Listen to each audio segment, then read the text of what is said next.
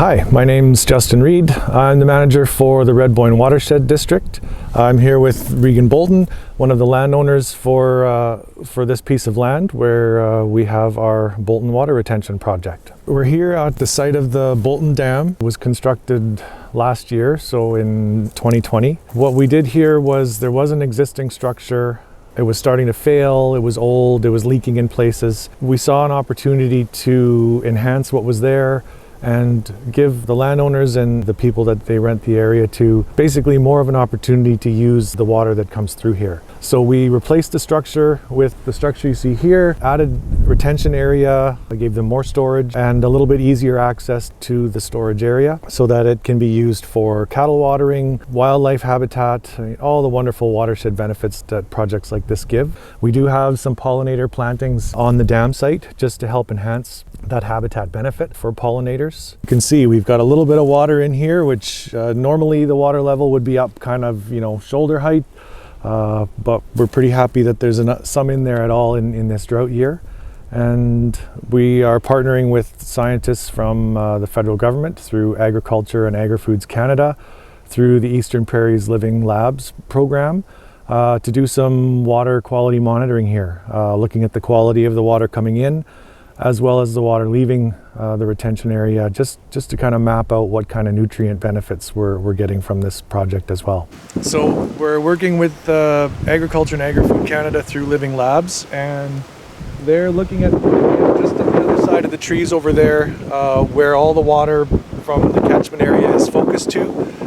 They'll be putting in some weir material and some instruments to measure the water that's coming into the retention area, which it all funnels right here through this tiny little creek in the bush down to where we had the dam. We call it the spillway. It's the overflow for the dam. It sets the full supply level. So in the spring, the water hits the dam, fills up to this level and just flows in through the inlet here and then out the culvert on the downstream side. There's a gate that's buried in the dam for the lower pipe that allows us to draw down the level of the water to the lower set level. So below the culvert level is permanent storage, and then everything above the culvert to this level is classed as temporary storage. Allows the Boulton family to have a lot more water when they want it, but to be able to lower it in the fall and catch more of that snow melt and refresh the water in the retention area. Culvert for the overflow, and if you can see, it kind of follows a shape towards the east and then until it hits this culvert on this access road, and then you'll see this is where it flows into the creek, which is just beyond these few trees. So we actually had the opportunity recently in 2018, we had some neighbors who had rented our property for like 30 plus years, and they were actually getting out of the cattle and farming aspect. And so my brothers and my cousins and my uncle, we decided maybe it was time to make some changes. And so we split our arable acres and our grazing acres, and we're trying to figure out how we could improve the property, and water was one of our main concerns. We had an old dugout in the main yard that was dug in the 40s, and then we had the retention pond that's behind us, but it wasn't as beautiful and efficient as you see it today. So that was one of the areas that we wanted to improve some of the properties of our landscape. And in doing so, we looked at the conservation district in our area at the time, which is now a watershed district, whether we could do repairs to our previous water retention area, because it had also been constructed in the late 40s, early 50s. We weren't really sure what the material was under it. There was leaks. We had washing out downstream, but it did have the capability of retaining a lot of water that we could potentially use for our cattle producer that rents our pasture. So we at the time approached Pembina Valley Conservation District, and they said actually that the site had been mapped out, that there was a potential project at the time. Manitoba was changing the boundaries of conservation districts and turning them into watersheds. So that's when I got involved with Justin and wondering if this was a project we could pursue together and what it would look like. And we're really happy to say it turned out fantastic. Keeping the cattle out of here was pretty important to us. So we've established that our plan is to build a tower system where they can pump water up from the retention pond into the tanks up here on the embankment, and then we're going to use a gravity system that'll fill water water troughs down the hill on the other side where the cattle can access them. Really big benefits of projects like this. You do have a wetland established on the outskirts and some of the upstream areas of the retention area that are really important for that wetland potential. The ability of the wetlands to help filter out those nutrients, and it goes a long way to replacing some of the wetland acres that we've lost, as well as protecting the potential wetland acres that we still have left. The habitat benefit is huge because when pockets like this are bulldozed or cleared or drained, you lose that habitat for the wildlife that's in the area.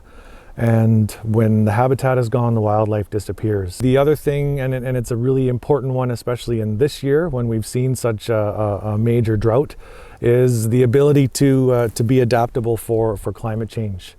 Landowners like Regan and her family, when they put in projects like this, they're giving themselves a bit of a weapon in the battle on climate change, whether it's too much water and the ability to slow it down so that it doesn't damage the area, on their property as well as downstream, or in years like this when there's not enough water and you get that pocket that will hold some water back. There's 6 in them in total, the next generation from us, and we spend a lot of time just hiking and learning about our history out here, which dates back to 1870s. The big thing that this project has helped is the reduction of sediment running, because when we have a lot of water flow, the Shannon Creek actually moves through the property, and when we had a lot of rain and we couldn't hold back the water, even with established grasses, it seemed that it would hit a culvert, it would block it up, it would wash the road out, and all of the materials that from that area would go into the creek. The creek itself used to be called Silver Creek and has a history with the town site of Nelsonville,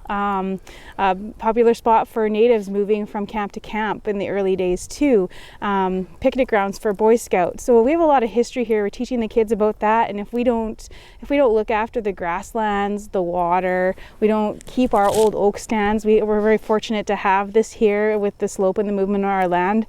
It's gone for good. We can't get it back, and so any project we can do by keeping our environmental farm plan up to date and combining with the watershed district and other groups, such as there's these Cheerios for the pollinator grasses, living labs for actually doing pollinator counts and figuring out what weeds and what good grasses we have and how we can improve that.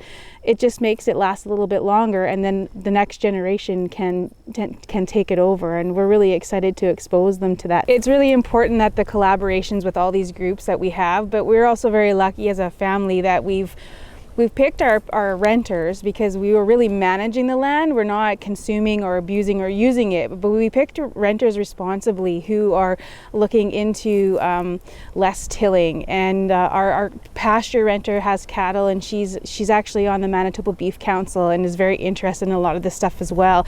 And we have talked about rotational grazing and how we're going to use the water and how we can get it to places. And she's been very cooperative with us on holding back pieces of property and not grazing it, because we wanted to reestablish some of the native grasses, or we wanted to do projects with the pollinators and rotating things regularly. So all of those partnerships that we have, even from our renters to the watershed districts and Xerxes, and all of the tools that we can use, like if you just take the time to go through it and pick your projects according to importance or what's going to really expand what you want to have happen, that's what's important, is these partnerships. It's just a huge partnership opportunity that when we realize the opportunities we have through stakeholders working together, it's really nice to see the kind of things that can be accomplished.